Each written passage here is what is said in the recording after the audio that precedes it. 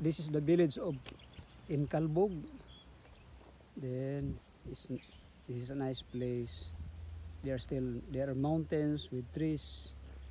Then there is a school here, an elementary school, even though it is not a barangay. You can see the flag, Philippine flag. In Calbog, Canayan, Maribla City, Philippines.